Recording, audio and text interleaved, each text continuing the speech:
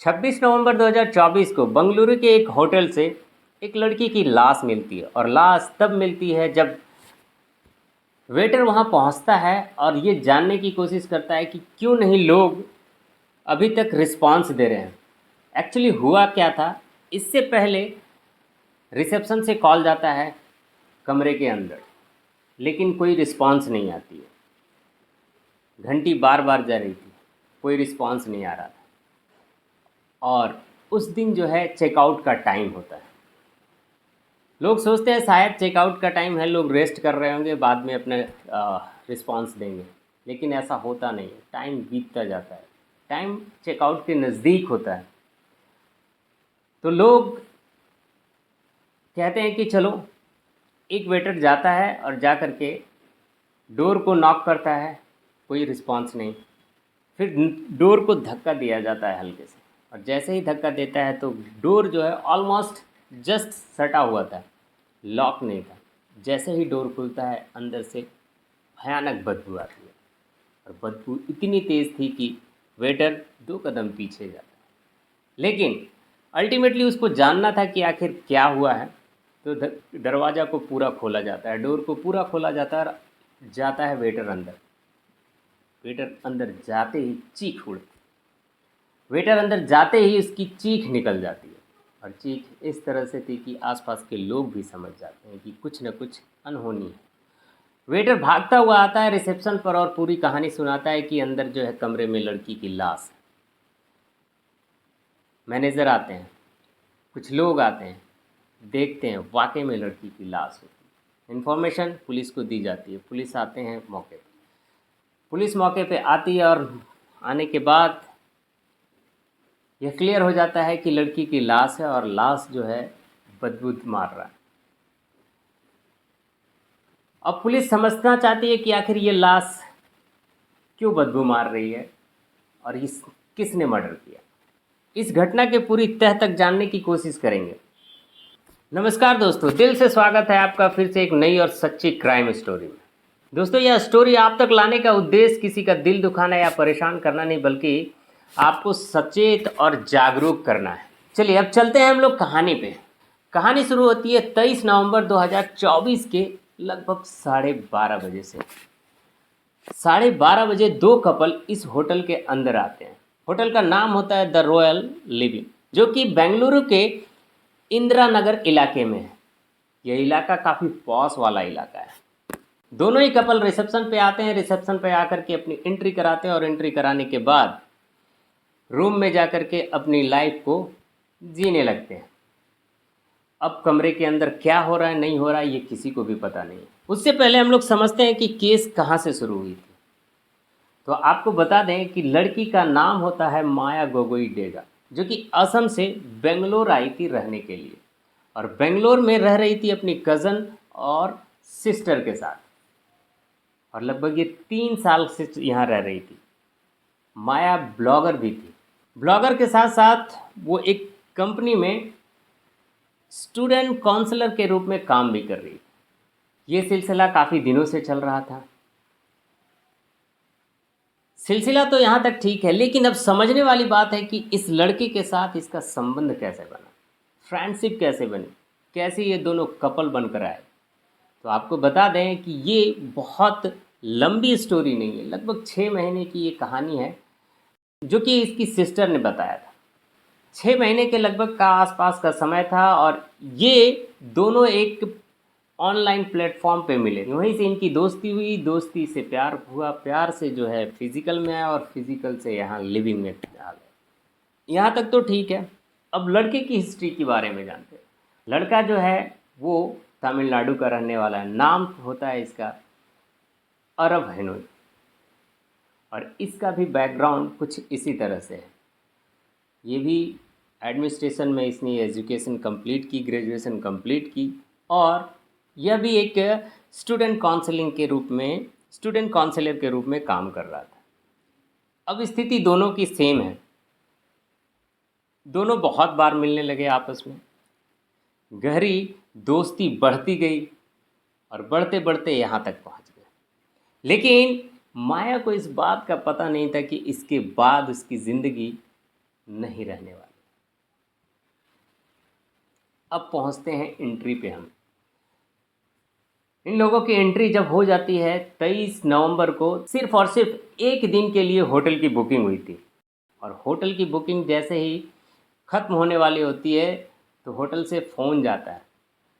Phone जाने के बाद और अब इस होटल की बुकिंग को डे एक्सटेंड करता है, एक दिन बढ़ा देता है।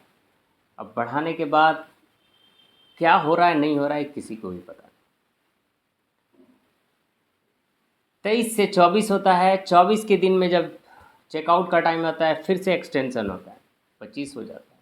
25 के बाद 25 की शाम को बताया जाता है कि इसकी एक्सटेंशन 26 तक कर दी जाए। होटल को भी कोई टेंशन नहीं, उसकी ज़्यादा कुछ भीड़ भाड़ था ही नहीं होटल में, तो उसने डे बाय डे डेट को एक्सटेंड करता चला गया।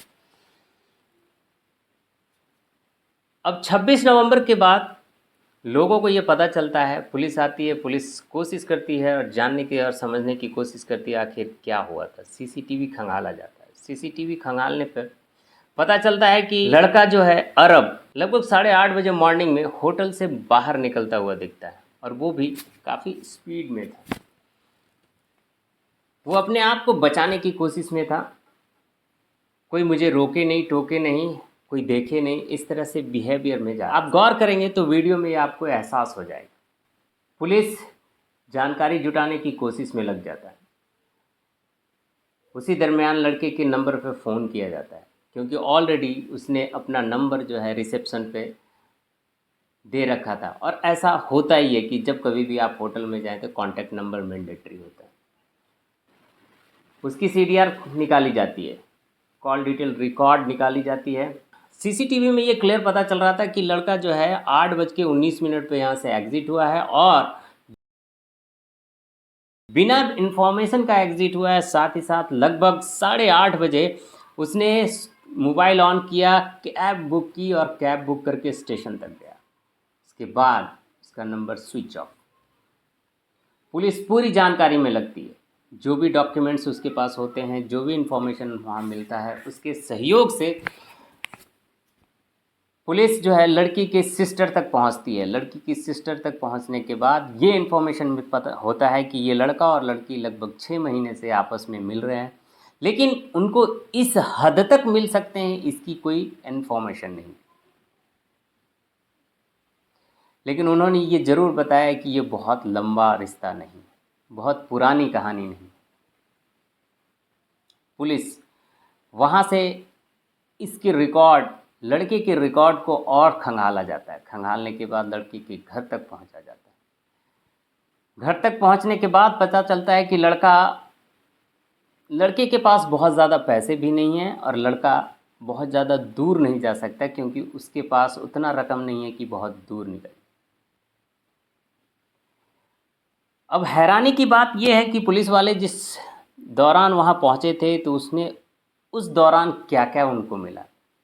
उनको जो मिला था वो आपको सुनकर हैरान कर देगा। लड़के ने माया को जो मारा था उसमें मारने में चाकू का उपयोग किया था, और दूसरा कि उसने जो है लाइनन की एक रस्सी भी पाई गई थी। वो जो रस्सी है, रस्सी को ऑनलाइन ऑर्डर किया गया था। वो तब पता चला जब वहाँ पे पर्चा ऑनलाइन रिसिप्ट मिला था, उसकी पैकेजिंग मिली थी, और वो लड़का जो है ऑनलाइन इसी होटल में ही डिलीवरी कराता है।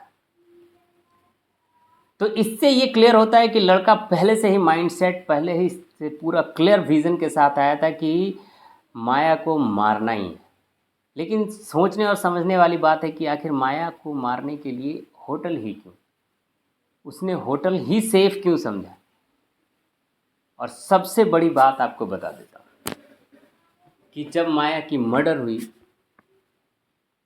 माया की बॉडी बदबू दे रही थी, और बदबू इस कदर थी कि आप सह नहीं पाएंगे। इसका ये मतलब है कि लड़का 23 तारीख की उसकी एंट्री हुई और 26 को वो एग्ज़िट हुआ। पिछले 2 दिन तक वो लाश पड़ा रहा। अब मैं आपको यहाँ पे क्लू होता है पुलिस के तहत कि 24 तारीख को लड़की का जो फ़ोन होता है वो बेड पे पड़ा होता है और वो फ़ोन जो है 24 तारीख से ऑन नहीं हुआ था। इससे ये क्लियर होता है कि लड़की की मौत जो है 24 को ही हो चुकी, इसलिए वो बदबू आ रहा था बॉडी से। 2 दिन हो गए थे मन। लेकिन सोचने और समझने वाली बात है कि इस तरह से भी लोग साइको होते हैं। 2 दिन तक उसी रूम में बॉडी के साथ लड़ता रहा। ये केस 23 से स्टार्ट होता है, 26 को ख़त्म होता है और आज से 3 दिन पहले, मतलब आप समझ सकते हो 29 के आसपास की बात है, लड़के को पकड़ लिया जाता है, लड़का पकड़ा जाता है। उसके आगे की कहानी का पूरा क्लियरेंस अभी नहीं आ पाया है। जब कभी भी इसका क्लियरेंस होता है तो मैं आप तक ज़रूर से ज़रूर लाऊंगा। अब ये समझने वाली बात ये है कि आखिर क्यों लड़के ने 2 दिन तक अपने साथ रखा बॉडी को, क्योंकि उस रस्सी से क्या कनेक्शन था? क्या वह बॉडी के टुकड़े टुकड़े करके छोटे छोटे टाइम ड्यूरेशन में उसको एग्जिट करके कहीं दूर फेंकना चाह रहा था? लेकिन ऐसी कोई और सामान या कुछ व्यवस्था नहीं मिला, जैसे पॉलीथीन या बड़ा बैग या कुछ ऐसी चीज़ें नहीं आई। और आपको बता दें, जब एंट्री हुई थी, आप वीडियो में देख पाएंगे कि जब उसकी एंट्री हुई थी तो वो 2 बैग, मतलब एक लड़की का बैग और वो खुद का बैग लेकर आया था। लेकिन जब सीसीटीवी कैमरा में देखा गया कि एग्ज़िट जब हो रहा था तो वो बिना बैग का गया। और बिना बैग का जाने का लॉजिक ये था कि यदि वो बैग के साथ जाता है तो उससे क्रॉस क्वेश्चनिंग कर सकता है रिसेप्शन में कि आखिर बैग से जा रहे हैं, बिना आप चेकआउट किए कैसे जा रहे हैं। इसलिए उसने बैग वहाँ छोड़ कर गया। अब पूरी खेल का माजरा तभी क्लियर हो पाएगा जब लड़का सामने आएगा, और लड़का सामने होकर के पूरी बात क्लियर करेगा, तभी माजरा क्लियर होगा। तो दोस्तों, आज का वीडियो बस हम लोग यहीं विराम देते हैं। मिलेंगे हम लोग नेक्स्ट वीडियो में। तब तक के लिए आप और अपने परिवार का ज़रूर ख्याल रखिए। यह वीडियो देखने के लिए बहुत बहुत धन्यवाद। जय हिंद।